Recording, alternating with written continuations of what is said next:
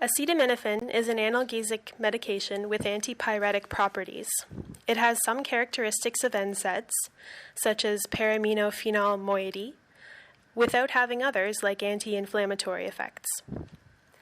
Acetaminophen is widely available over the counter by itself and in combination drugs. It is also available in combinations of prescription drugs like Vicodin and Percocet. Acetaminophen is a component of more than 300 drug products, making it extremely easy to unwittingly overdose. For example, someone taking Percocet for back pain, Tylenol for a headache, cough syrup, and a sleeping aid could be using enough daily acetaminophen to cause liver damage. Acetaminophen is one of the most commonly used self-administered medications. The drug has a reputation for safety and is used by approximately 19% of the adult American population in a given week. The recommended maximum daily dose for adults is 4 grams. High doses of this seemingly benign drug can result in hepatic failure, hepatic necrosis, and death. 6 grams has been enough to cause hepatotoxicity. Acetaminophen overdose is the most common cause of acute hepatic failure, responsible for 42% of cases in the U.S. Acetaminophen is the #1 legal drug associated with death. 10% of those deaths result from a 2 to 4 gram dose, which is within the therapeutic range. For the most part, acetaminophen is metabolized into a harmless product and excreted. Less than 5% of acetaminophen metabolism is catalyzed by cytochrome P450 enzyme system, producing a toxic free radical called NAPBQI, or N-acetyl P-benzoquinine. In a normally functioning liver, NAPBQI is inactivated by glutathione. A liver with insufficient glutathione allows the free radical NAPBQI to bind to cellular liver proteins, resulting in an oxidation and cellular dysfunction. Sufficient cell damage results in liver failure. These photos depict healthy and damaged cells, which were oxidized and destroyed by NAPBQI. Cellular membranes and organelles are no longer evident. As you can see, liver cells in this state would be non-functional. Glutathione insufficiency results when there is either too much acetaminophen, as in an overdose, or too little glutathione, for other reasons. Accidental overdose is more common, but research demonstrates intentional overdose is more common among adolescents and teenagers. Overdose levels of acetaminophen are subjective because glutathione reserves are generally unknown in healthy individuals. Glutathione may be reduced in those who are malnourished or fasting, women using oral contraceptives, people using phenobarbital, and those who abuse alcohol. This chart is a tool for physicians to correlate serum acetaminophen and the hours after ingestion.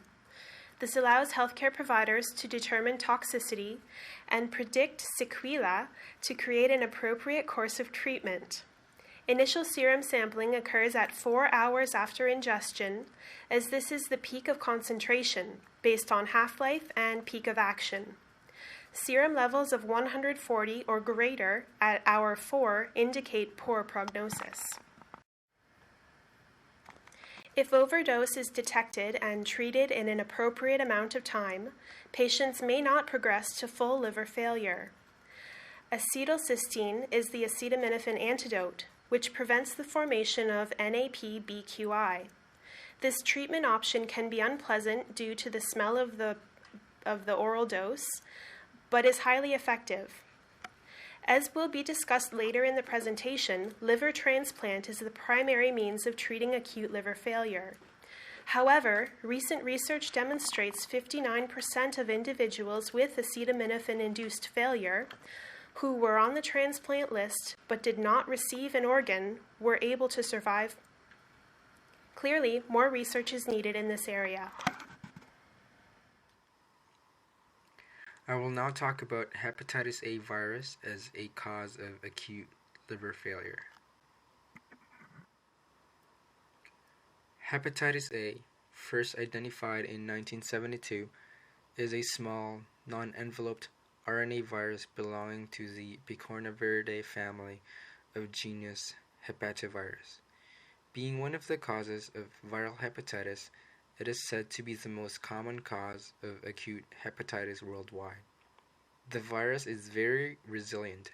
It can survive extended periods in water, soil, and resistant to freezing, detergents, and acids. The virus is primarily transmitted through the fecal-oral route, usually through person-to-person contact or by ingestion of contaminated food or water. Some case reports cited additional risk factors such as sexual or close contact with an infected person, traveling to places where hepatitis A is endemic, use of injectable or non-injectable drugs, foodborne outbreak, and exposure to infected and/or staff of daycare centers. In terms of epidemiology, there are about 1.5 million cases reported globally. Hepatitis A virus is highly endemic in developing nations, particularly those with poor sanitary conditions. In Canada, shown by the graph, the introduction of a vaccine in 1996 has dramatically decreased the incidence of the disease.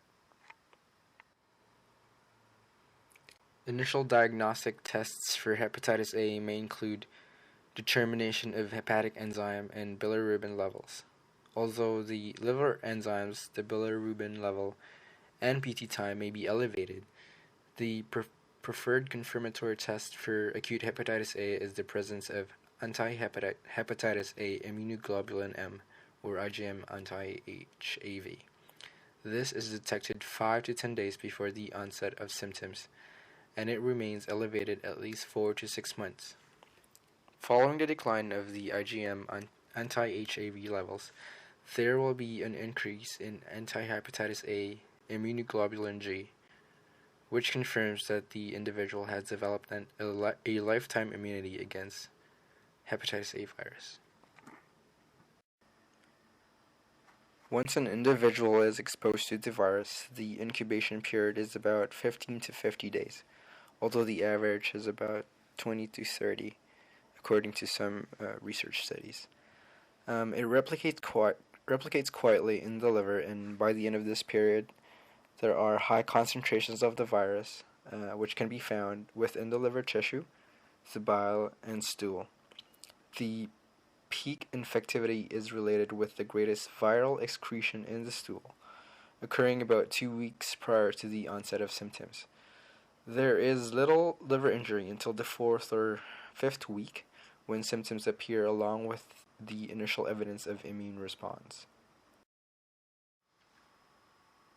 Acute hepatitis A may last up to 8 weeks in adults and they miss about 30 days of work.